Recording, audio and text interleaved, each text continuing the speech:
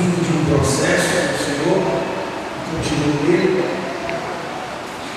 Na última vez que estive aqui, eu falei que existem escolas. Quem está me ouvindo, diga amém? A última vez que eu estive aqui, deve ter talvez 10 semanas, eu falei aqui que existem escolas que a gente vai, que a gente foi, e que a gente não gosta da escola. Quem aqui já foi matriculado na escola quando era criança e não gostou da escola, levanta a mão. E você ficou com saudade da escola anterior. Você sentiu falta dos seus colegas, sentiu falta do professor, sentiu falta do ambiente. Mas deixa eu falar uma coisa. Existem escolas que quem nos matricula é o Senhor. E todas as escolas que o Senhor nos matricula, a gente não gosta. Porque todas as escolas que o Senhor nos matricula é para mudar exatamente aquilo que a gente tem dificuldade de mudar. E eu estou repetindo porque Deus quer que alguém ouça isso. Não queira matar a aula da escola que Deus te matriculou. Se Ele te colocou nessa escola, assista a aula, mesmo sem gostar, porque Ele está te preparando para algo especial. Aleluia! Que foi prometido. Primeiro livro dos Reis, capítulo de número 15. Primeiro livro dos Reis, capítulo de número 15, a partir do verso 1. Essa é a primeira noite da conferência de família. E eu queria falar nessa noite sobre o que marca a vida dos filhos. O que marca a vida dos filhos. Primeiro Reis, capítulo de número 15, quem achou de amém? Diz assim: e no 18º ano do rei Jeroboão, e no 18º ano do rei Jeroboão, filho de Nebate, Abias começou a reinar sobre Judá e reinou 3 anos em Jerusalém. E era o nome de sua mãe Maaca, filha de Absalão. E andou em todos os pecados que seu pai tinha cometido antes dele, e seu coração não foi perfeito como o Senhor, seu Deus, como o coração de Davi, seu pai. Diga misericórdia. O que impacta a vida dos filhos? Abias era filho de Roboão, neto de Salomão. Salomão detinha a maior sabedoria, conforme está escrito. Porém, a sabedoria de Salomão não foi bastante para vencer os desejos da carne, os desejos da sua vaidade. Salomão desejou e teve mulheres que Deus disse que não era para ter. E Deus disse para ele: não se envolva com elas, porque no dia em que você se envolver com elas, o seu coração será pervertido por elas.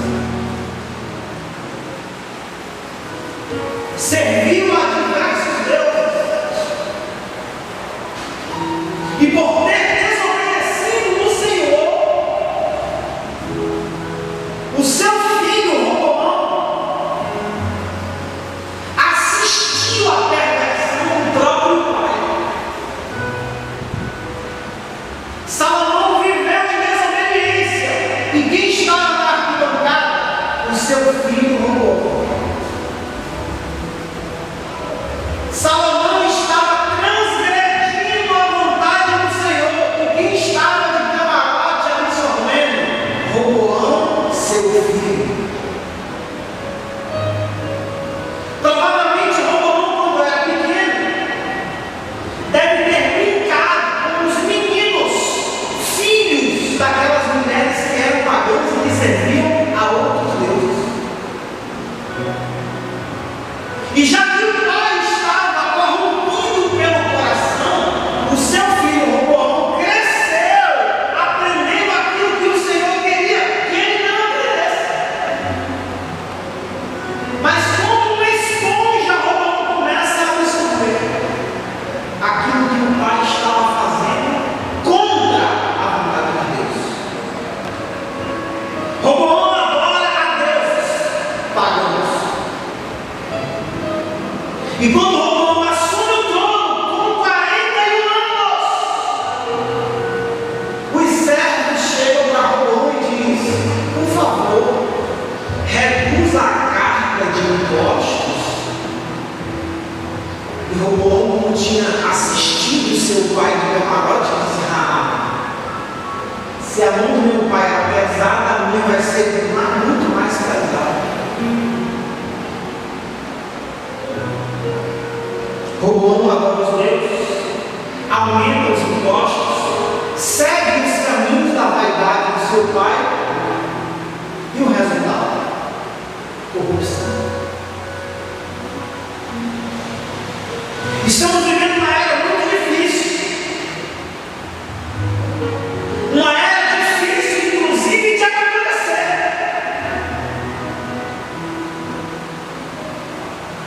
Há 30 anos atrás, um jovem de 18 anos já estava preparado para casar e assumir uma família. Quantos de nós aqui não casou com 18, sustentava a casa, trabalhava e estudava? Hoje, um jovem de 20, porque entrou na faculdade, está sobrecarregado. O amadurecimento tem sido algo muito dolorido de passar. Nunca doeu tanto para amadurecer. Amadurecimento está sendo comparado como se fosse uma espécie de um câncer emocional. Talvez está chegando um ponto onde as dores de parto, as contrações da mulher têm sido menos doloridas do que alguém amadurecer, do que alguém conquistar a maturidade.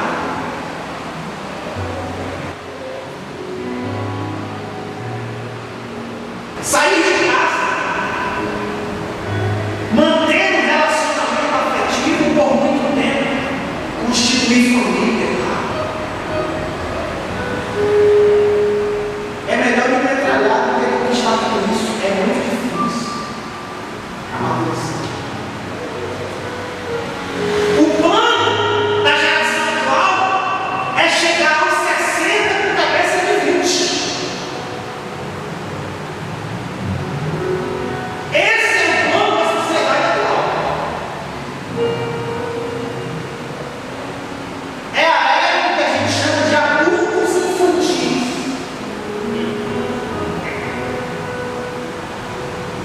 E o que é que marca a vida dos filhos? A gente tem um exemplo aqui que a gente acabou de ler.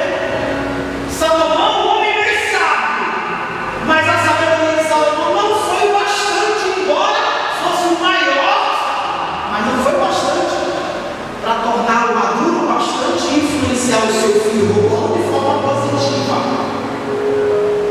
E o que é que marca a vida dos filhos? Em primeiro lugar, quem os gerou e quem está gerando.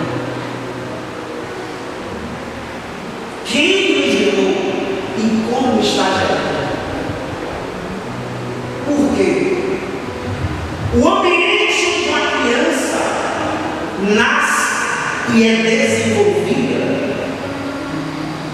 precisa ser minimamente satisfatória. Quem cuida desta criança precisa ser minimamente saudável emocionalmente. Por causa do contexto de vida, por causa da forma como cria, por causa dos princípios que dentro de casa e não fora são praticados,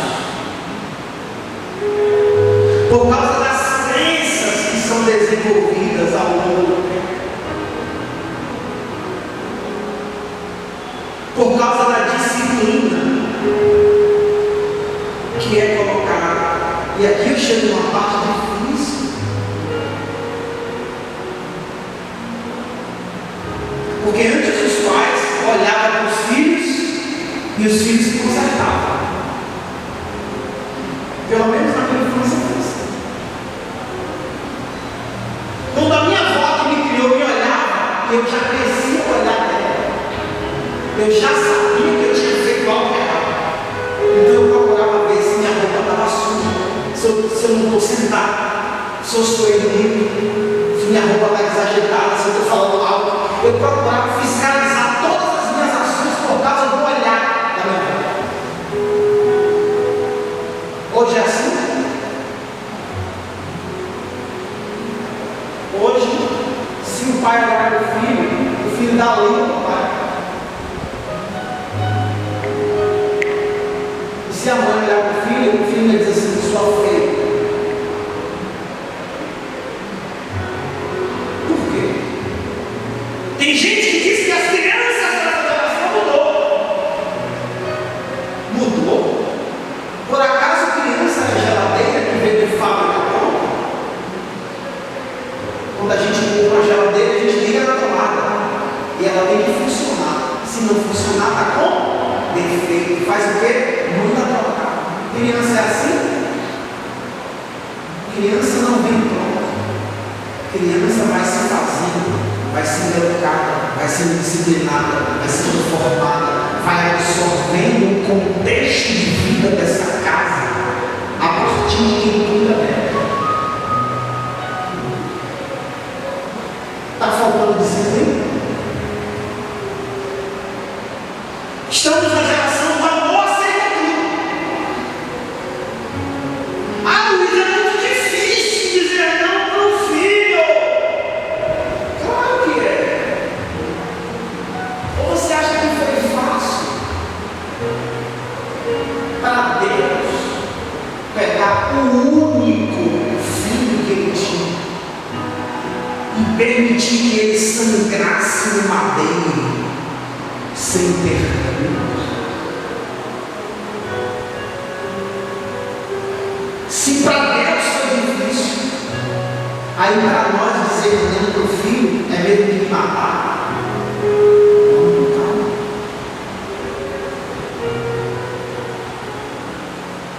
Estamos vivendo uma era, pastor Marcos, onde está havendo uma espécie de idolatria dos filhos.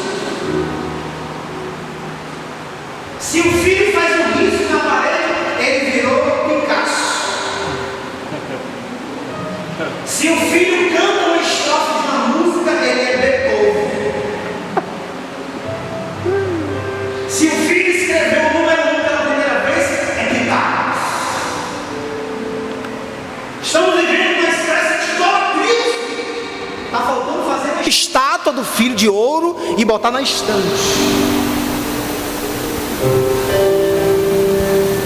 Porque o filho agora virou um semideus. Está faltando disciplina.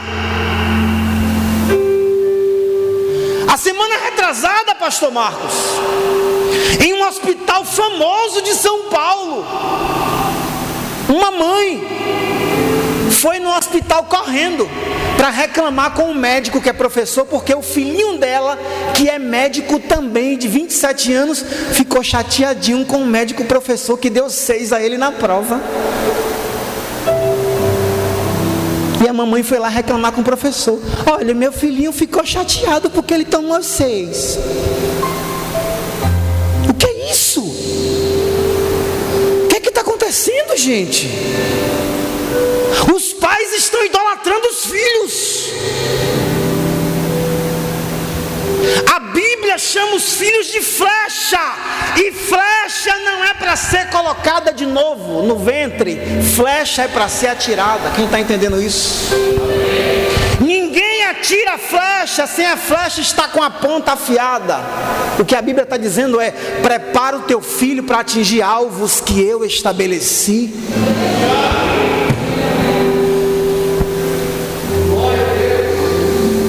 Provérbios capítulo 13 diz: quem não disciplina, não ama.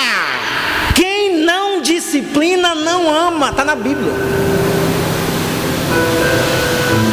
Desculpa, mas o principal propósito da palavra de Deus é fazer o contrário do que a gente acha. E como a gente vive na era do é proibido discordar, a Bíblia está preparada para discordar o tempo inteiro, de mim e de você.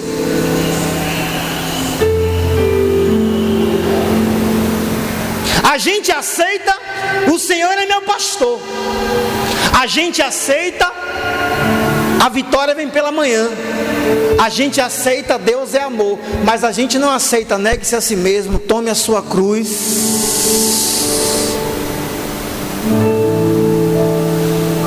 Quem estiver disposto e quiser ir para o céu, vai ter que se submeter à doutrina de Deus. E a gente tem que parar de ficar romantizando Deus como se Deus fosse um perfume, como se Deus fosse macadâmia, como se Deus fosse um hidratante. Para com isso. A palavra de Deus foi, é e continua sendo a verdade. O propósito de Deus é que a gente se negue, que a gente se esforce para passar pela porta, porque ou se esforça para passar pela porta ou não passa por ela.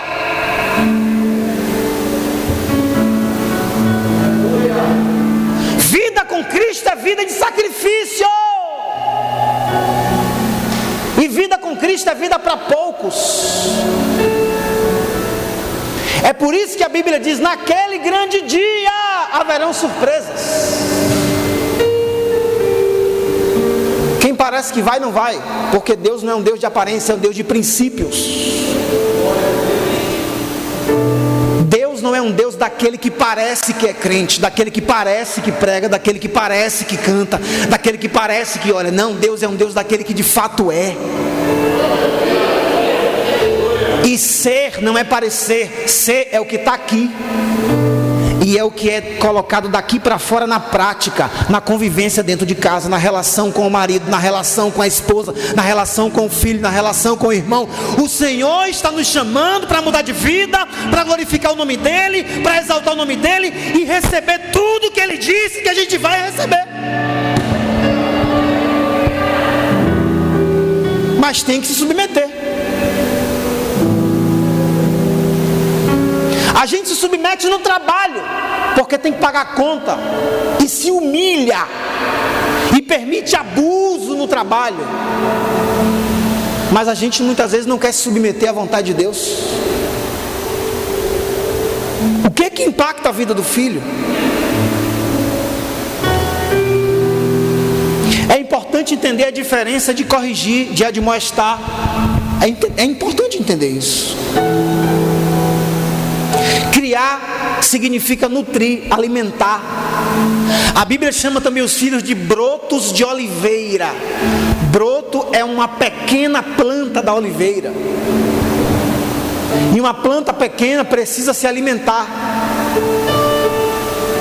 Em Israel, a cada pé de oliveira existem pelo menos 10 brotos no pé nascendo, sendo alimentada pelo pé grande, o pé adulto.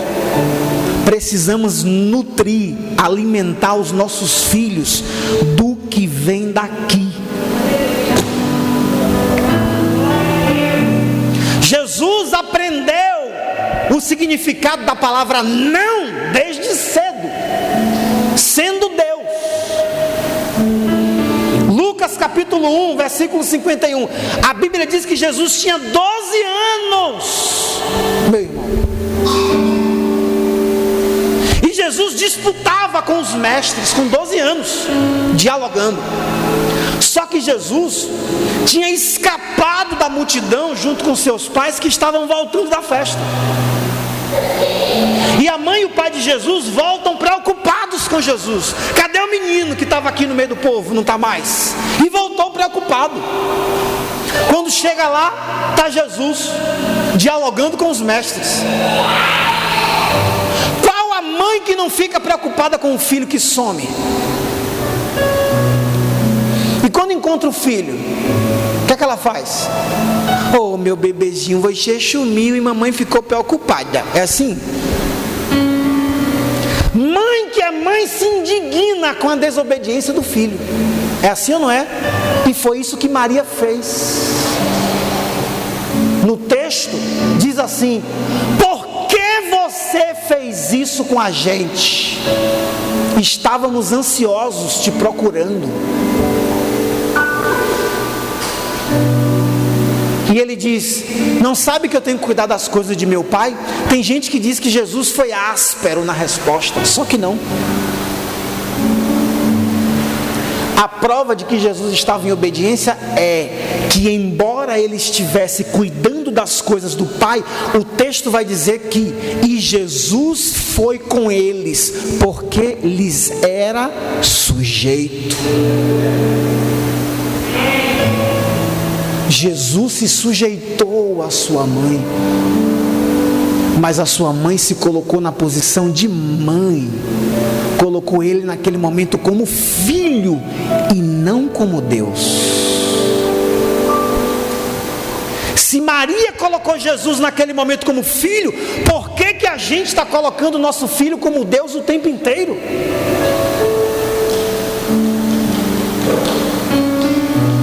Eu tenho uma bebezinha que vai fazer 9 meses. É uma bênção, é uma maravilha. Minha esposa já chegou para mim e disse: nossa, se eu soubesse que o nosso próximo filho fosse como ela, eu já queria ter logo. Para vocês verem como é uma bênção. Mas preste atenção numa coisa: mas eu já estou ensinando a ela que nem sempre as coisas acontecem do nosso jeito. Quando eu vou trocar a fraldinha dela, ela fica batendo a perna assim, não deixa trocar a fralda e chora. Eu olho para ela e digo: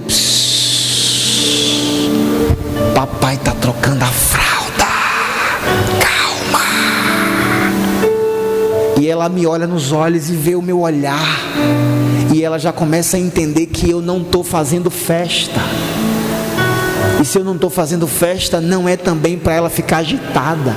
E ela se acalma.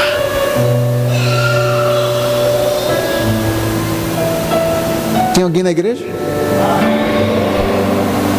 O que marca a vida dos filhos? Estabelecimento de papéis.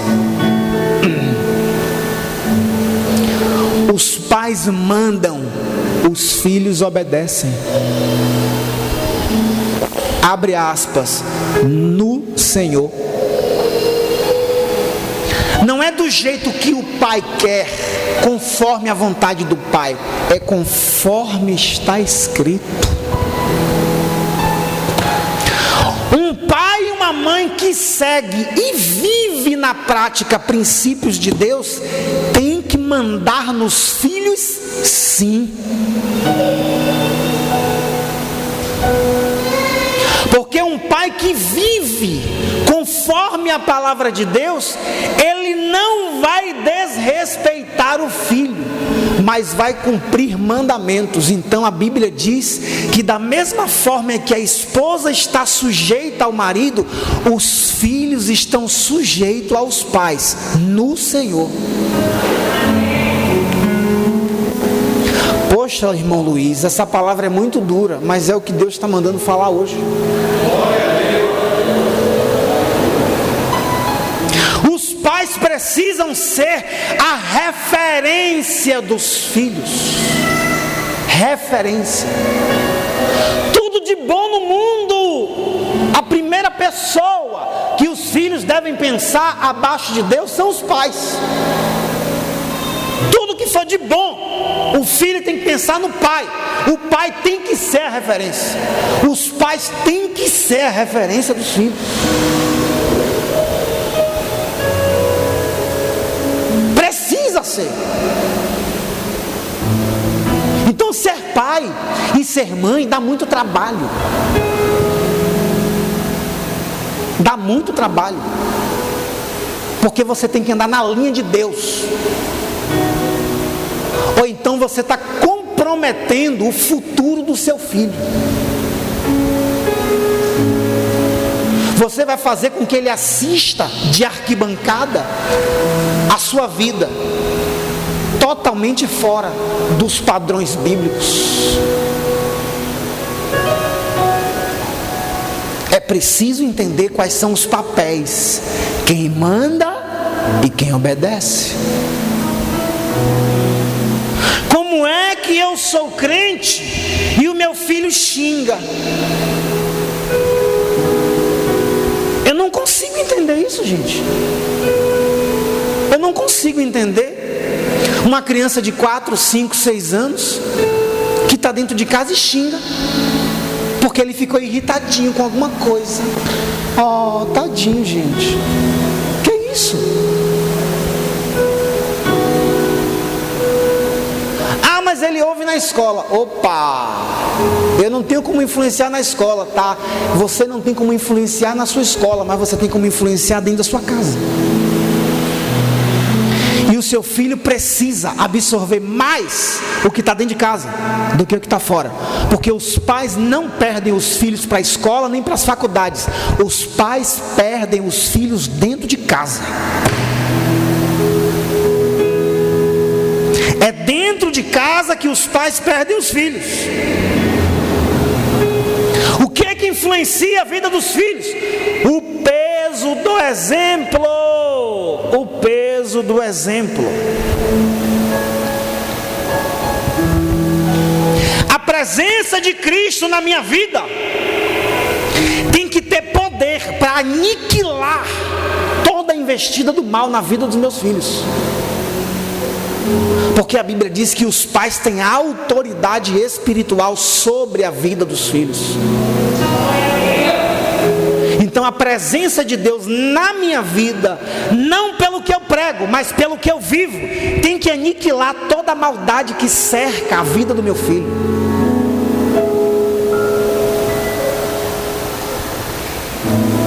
Faça antes, cobre depois. Efésios capítulo 6 diz que nós não devemos provocar a ira nos nossos filhos. Não devemos provocar a ira nos nossos filhos, mas devemos criá-los na disciplina e admoestação do Senhor. Como é que eu desenvolvo ira na vida do meu filho? Não dando exemplo.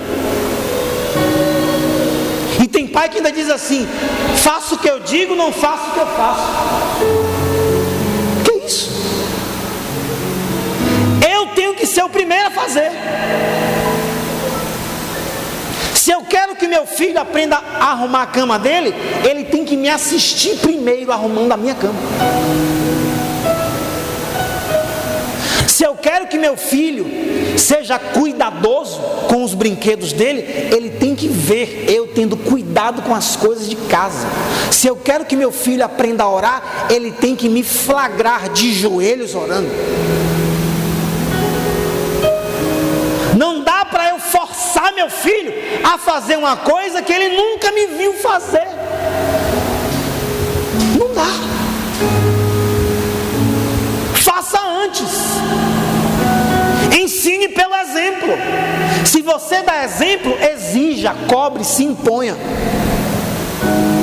Mas dê exemplo primeiro. Aí vai uma pergunta difícil. Vou perguntar: se dependesse do seu exemplo prático, não é do que você prega, não é do que você professa, mas é do que você faz. Se depender do que você faz na prática, marido, como esposa, como irmão, como pai, o que seria dos seus filhos se dependesse disso? Se o seu filho copiar 100% da sua conduta, o que será da vida dele?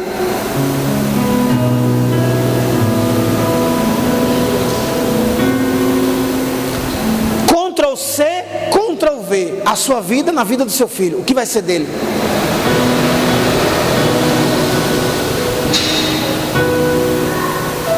Você por acaso dá jeitinho?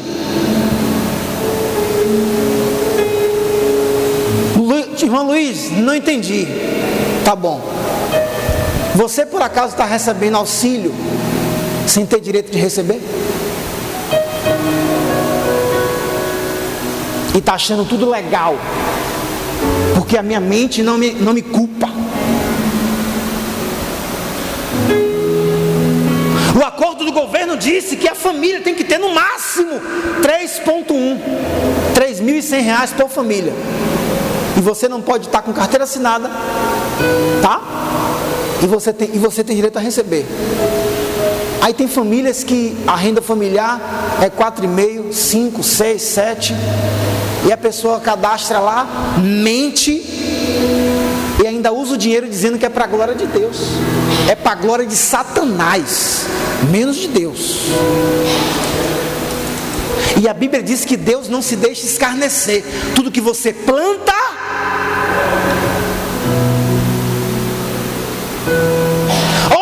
mas eu preciso.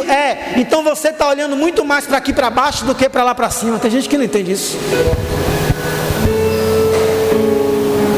Tem gente que está querendo trazer Deus lá de cima para as enfermidades. Está doendo aqui, estou caindo aqui, está puxando Deus para baixo. Deus está dizendo assim: para de reclamar do que está embaixo, que eu estou querendo te trazer aqui para cima. Deus quer fazer você mudar de nível e você não entendeu ainda.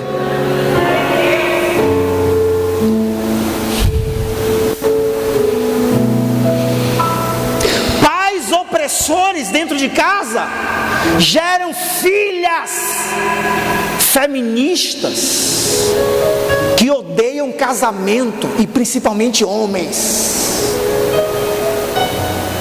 Pais opressores geram filhos violentos, machistas, impositivos, inflexíveis. Sou homem, tem que mandar. Que isso? Os filhos estão assistindo isso e tem gente achando isso normal. O mundo mudou. O mundo mudou para quem está no mundo, mas para quem está em Cristo, Cristo continua mesmo sendo o mesmo hoje, sempre e será eternamente, porque Ele não muda.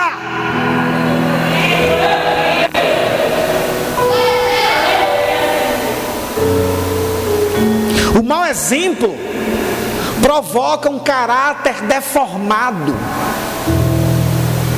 Caráter deformado. Gente, disciplinar um filho é difícil demais. É difícil. Porque a gente olha para aquela coisinha pequenininha, bonitinha, gente, e eles começam a fazer, sabe o que, ó? Coloca algemas nos pais e começam a fazer o que quer.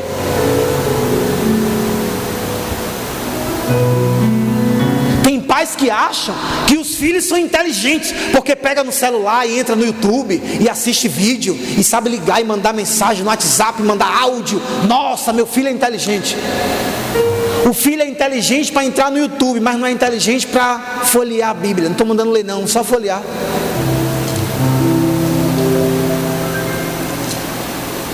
Que isso? Quem está em Cristo não pode confundir essas coisas. Não pode. E tem gente que acha que está vivendo conforme a palavra. Mas eu convido você agora a lembrar das suas atitudes diante dos seus filhos. A pergunta é simples: você tem controle sobre ele? Se você disser assim, vem aqui agora, ou então disser, fique aí, não saia, ele obedece? Se você precisa de muito esforço para ele te obedecer, significa dizer que tem algo errado. Tem algo errado. Ah, mas ele é muito imperativo, porque agora a gente tem que diagnosticar tudo para justificar tudo. Calma lá. Hiperatividade é comportamento, não é patologia. Hiperatividade está relacionada a ambiente, a comportamento. Se o ambiente é muito agitado, a criança vai ser agitada. Se o ambiente é mais devagar... Quem está entendendo isso? Vamos terminar? Quem quer terminar? Já passou o tempo, né, pastor? Outra coisa que marca a vida dos filhos, já vou terminar. Exagerada cobrança dos pais. Exagerada cobrança dos pais.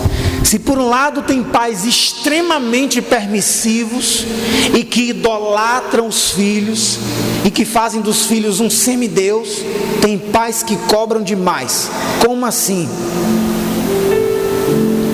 Sobrecarrega o filho, paga a escola, paga curso, paga isso, paga aquilo, paga, dá tudo na mão. Cuidado. A Bíblia diz que a mãe de Jacó fez o prato de sopa e deu na mão dele. Gênesis 27, 14. A Bíblia diz que ela deu na mão. E olha o resultado que aconteceu por ela ter dado na mãozinha do filhinho. Jacó teve que fugir de casa como mentiroso, enganador, traidor do próprio pai e outra, inimigo do próprio irmão. Por quê? Porque a mamãe deu na mão dele. Ele ainda questionou a mãe: mãe, vou enganar o pai? Ela disse: fique na sua, deixe que sua mãe cuida disso. Olha isso. Cuidado com o que você tem dado na mão do seu filho. Deixa ele conquistar desde pequeno. Quando seu filho que é pequeno pedir alguma coisa, coloque uma condição para ele conquistar o que ele pediu. Mas tem pais que cobram demais. Exemplo: você precisa valorizar o que eu te dei. Você precisa valorizar o investimento que eu fiz na escola que eu paguei caro. Tem que passar no vestibular de medicina. Por quê? Porque eu queria ser médico e não fui, e agora eu estou transferindo os meus sonhos para o meu filho. Ele vai ter que realizar os meus sonhos que eu não consegui. Que isso? Valorize o investimento que eu fiz. Valorize a escola que eu paguei. Valorize isso que eu te dei. Valorize o meu dinheiro. Valorize o meu investimento. Meu. Ó, o eu como é destacado. Quem se destaca é muito mais o eu do que o próprio filho. E aí os pais começam a cobrar demais os filhos. Sabe como é que essa cobrança soa no ouvido dos filhos? Eu sou um cliente e meu pai é um banco, e agora ele está me cobrando juros pelo empréstimo que ele me fez. É assim que os filhos se sentem. Então cuidado com a cobrança exacerbada. Não queira que o seu filho seja bom em tudo. Quem aqui já foi bom em tudo na escola? Levanta a mão aí. Até quem era CDF na escola não era bom em tudo. Até quem era chamado de CDF era bom na maioria das disciplinas, das matérias, mas não era bom em tudo não, tá? Então não queira que seu filho seja bom em tudo, seja o melhor da classe. Para quê? Sabe para quê? Eu quero que meu filho seja o melhor. Para quê? Para passar no melhor vestibular. Para quê? Para conseguir o melhor emprego. Para quê? Para conseguir uma boa vida. Para quê? Para ter as melhores coisas materiais. Que agora é o sentido da vida. Qualidade de vida significa ter. A gente não pode ser hipócrita. O próprio Deus disse que veio para que a gente tivesse vida e vida em abundância. O problema é que a gente está procurando primeiro as coisas desse mundo e depois as coisas de Deus. Quando Ele disse, procure primeiro o reino e todas as outras coisas vão vir a reboque. E a gente fica apertando os filhos, ó. Me devolva o dinheiro, pague juros. Eu investi, eu me gastei, eu trabalhei. Luiz, você está dizendo que os filhos não devem reconhecer os pais? Claro que devem. A Bíblia diz que os filhos devem honrar os pais. A Bíblia diz que os filhos devem honrar. A Bíblia não diz que os pais devem cobrar honra. Quando foi que Deus bateu na sua porta e disse, oi, acordou agora de manhã? Só acordou porque eu botei meu filho na cruz. Quando foi que Ele fez isso? Quando foi que Deus virou para você e disse, estava na prostituição e o meu filho que sangrou o sangue na cruz te salvou, me pague? Quando foi que Ele fez isso? Muito pelo contrário, Ele disse, você é carvalho de justiça. Você é carvalho de justiça. É a partir do seu pecado que meu filho é glorificado na sua vida, e te transforma, e te sara, e te cura. Mas não estou te cobrando, eu estou dizendo, aceita Ele que tua vida vai mudar. Então, se Deus não nos cobra o que Ele fez por nós, por que a gente fica cobrando os nossos filhos, apertando? Me devolva, me honre. Que isso? Vamos terminar? Ensine o seu filho a ser autônomo. Como? A partir de virtudes, a partir de responsabilidades. Comece a delegar responsabilidades para o seu filho. A mesma criança que sabe pegar no celular e entrar no YouTube é a mesma criança que sabe dobrar a farda da escola, mesmo que embolada. É a mesma criança que sabe pegar o sapatinho e colocar no cantinho guardado. Ensina o teu filho sobre responsabilidade, gente. Para que ele comece a aprender desde cedo. Os grandes homens e as grandes mulheres de Deus aprenderam desde cedo. E a gente está lambendo os nossos filhos, não sei porquê. Me desculpe o termo, mas essa é a verdade. Eu falo lá em casa o tempo inteiro, cuidado.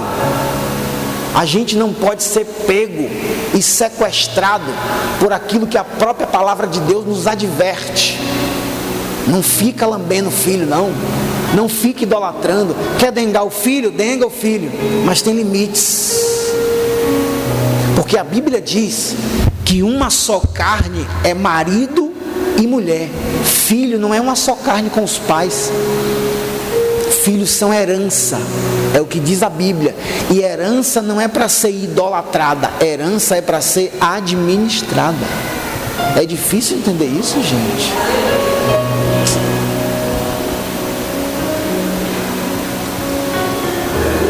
Oh, glória a Deus.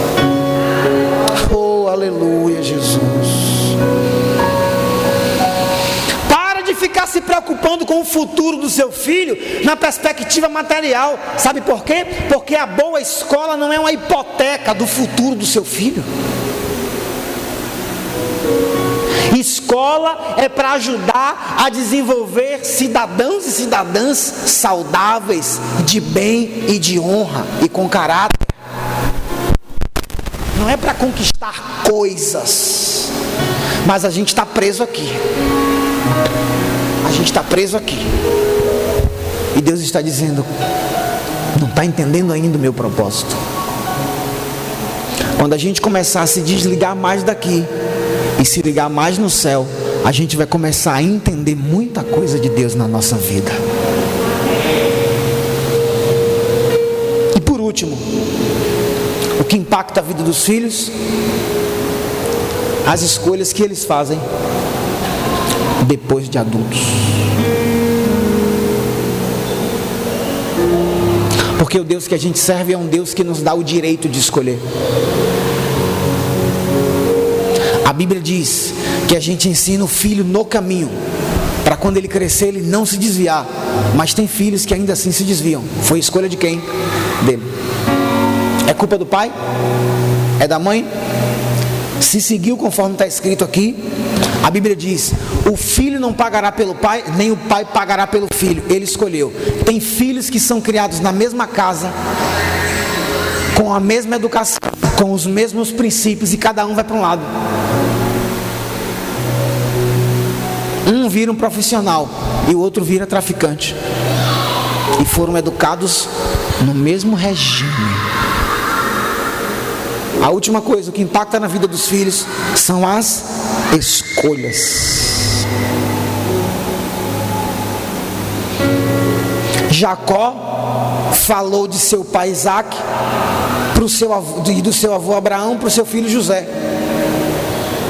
Jacó falou sobre o seu pai Isaac e sobre o seu avô Abraão para o seu filho José. E José fez a mesma coisa com os seus filhos. Falou do pai, do avô e do bisavô para os seus filhos. Asa assiste o próprio avô Roboão se desviar do caminho. Assiste o próprio pai Abias fazer a mesma coisa, mas ele decide fazer diferente. Quem sabe você que está aqui não teve um bom pai, não teve uma boa mãe que lhe desse o devido exemplo, mas você escolheu seguir um caminho diferente. Eu quero que você fique de pé nessa hora.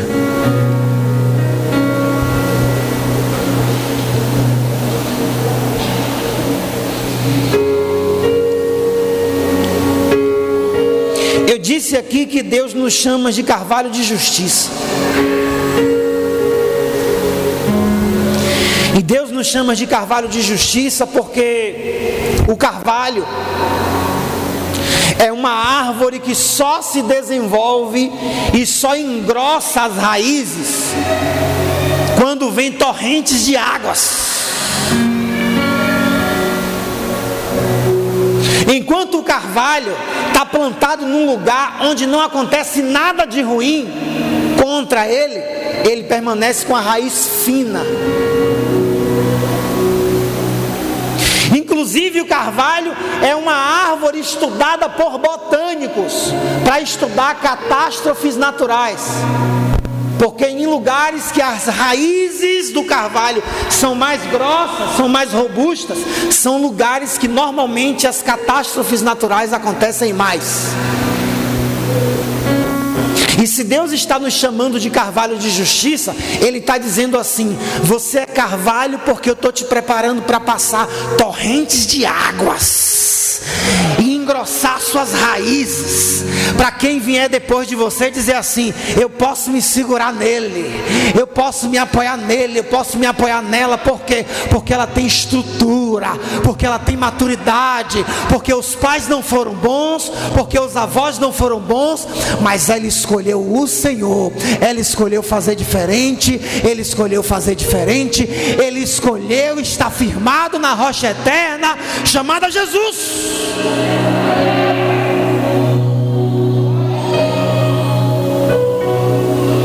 É tempo de mudança. É tempo de mudança dentro de casa. Comece a pensar hoje. O que é que depende de você para a sua casa ser melhor? O que é que depende de você para o seu filho ser mais honrado? O que é que depende de você para o seu casamento ser uma bênção? Se sacrifique, sirva.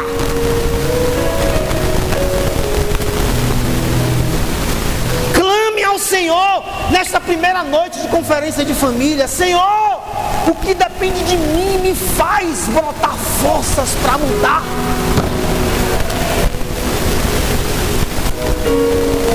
Eu preciso proferir o que Josué proferiu: eu e minha casa.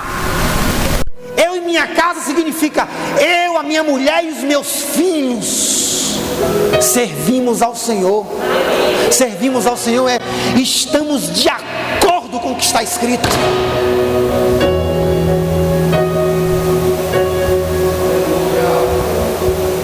Tiago diz: quem não tem fé peça, quem não tem sabedoria peça, mas peça com fé. Clame agora. Eu vou pedir para o meu irmão ministrar um louvor. Senhor, transforma em mim o que precisa ser transformado. Se eu estou idolatrando meu filho, me faz entender isso. Se eu estou cobrando demais, me faz entender isso. De olhos fechados você vai fazer esta oração, clamando ao Senhor: Senhor, o que depende de mim para minha família? Ser uma casa que se pareça com o céu. Clame a Ele agora. Oh, aleluia!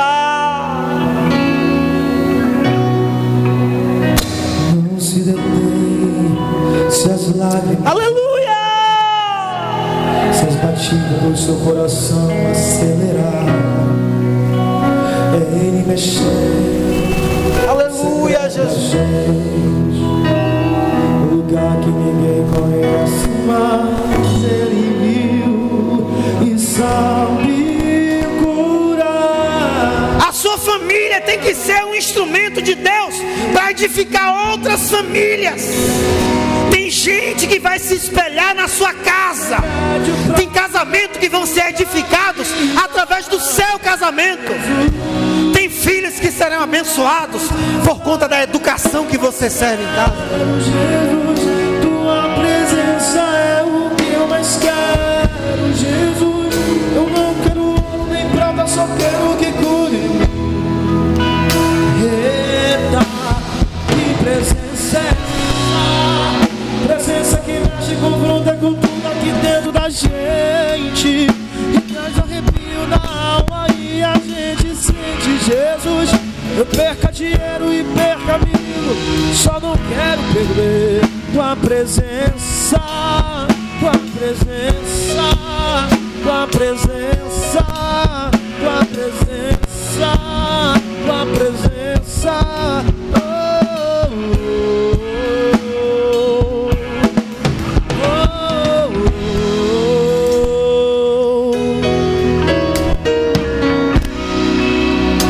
Não se detenha, se as lágrimas rolar, se as batidas do seu coração acelerar, é Ele mexendo no secreto da gente, no lugar que ninguém conhece, mas Ele viu e sabe curar.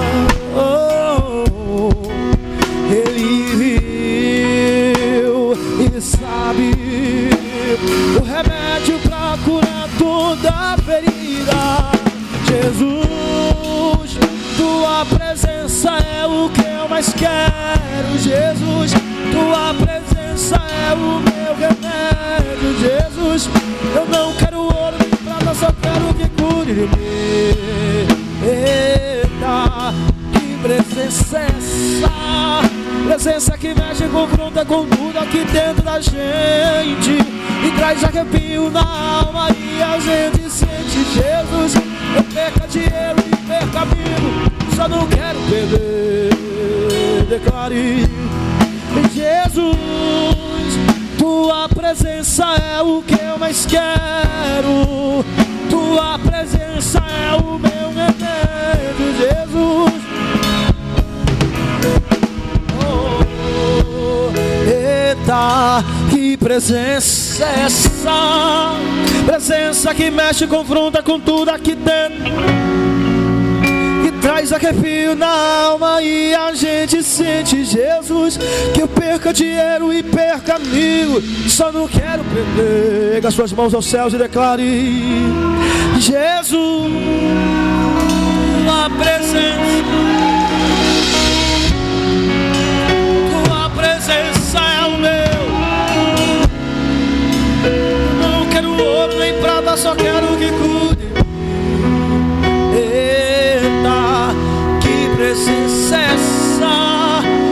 presença que mexe, confronta com tudo aqui dentro da gente e traz arrepio na alma, e a gente sente, Jesus, que eu perca dinheiro e perca amigo, só não quero perder tua presença, tua presença, tua presença, tua presença, tua presença, tua presença, tua presença. Oh, oh, oh, oh. Aleluia, aleluia, glória.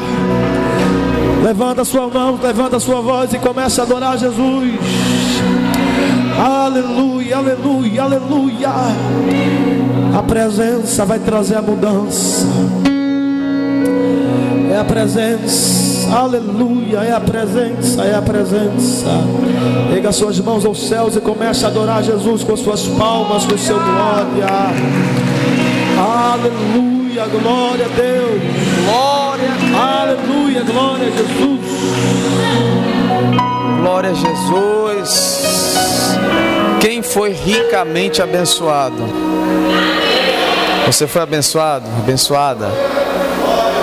Aleluia, aleluia. Fui muito abençoado, irmão. A vida cristã não se dá, não é a partir daqui. É fácil, muito fácil ser crente aqui dentro. É muito fácil, pode sentar. É muito fácil ser crente na frente do pastor. É muito fácil ser crente, ter bom testemunho de quem é da rua, né? Que não faz parte do seu convívio, não está com você diariamente. O testemunho ganha muito mais força quando vem de alguém de dentro da sua casa.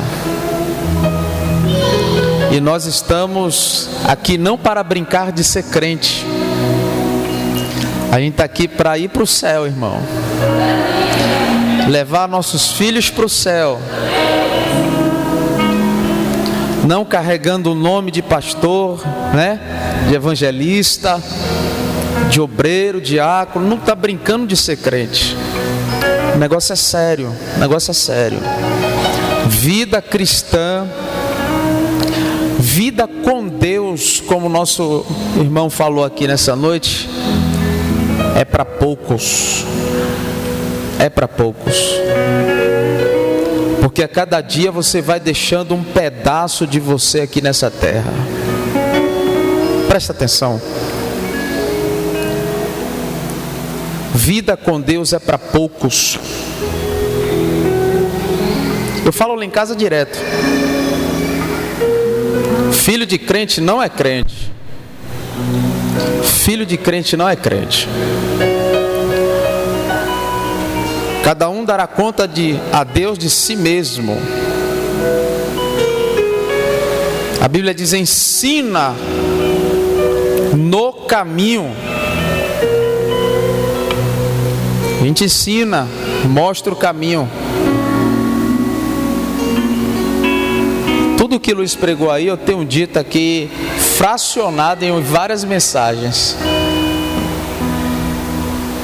Caráter cristão, conduta, vida cristã a partir de dentro de casa. Isso é muito sério, irmão. Isso é muito sério. Quer viver milagres de Deus na sua vida? É a partir de dentro de casa. É a partir de dentro de casa. Porque aqui é muito fácil. Aqui é muito fácil. E esses dias eu tenho dito, a pandemia tem sido uma ferramenta para provar a fé de muitos crentes. A pandemia tem sido a ferramenta para provar a fé de muitos crentes.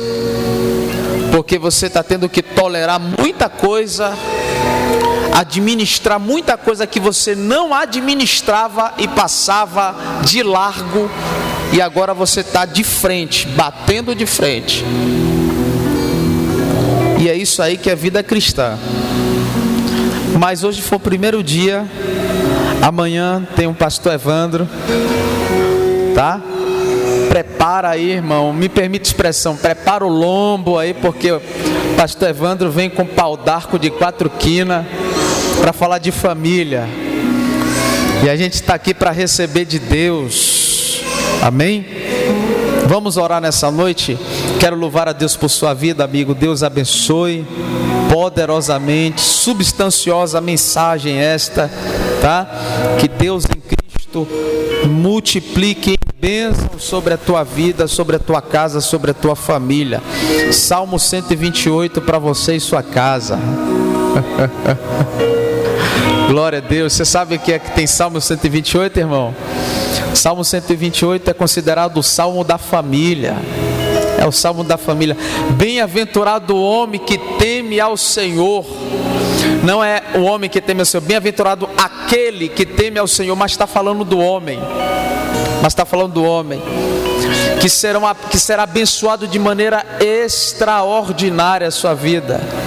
A sua mulher será como videira frutífera ao redor da sua casa, plantado ao redor da sua casa.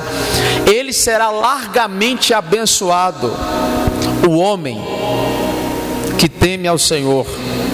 O temor ao Senhor é o princípio da sabedoria. Quer sabedoria?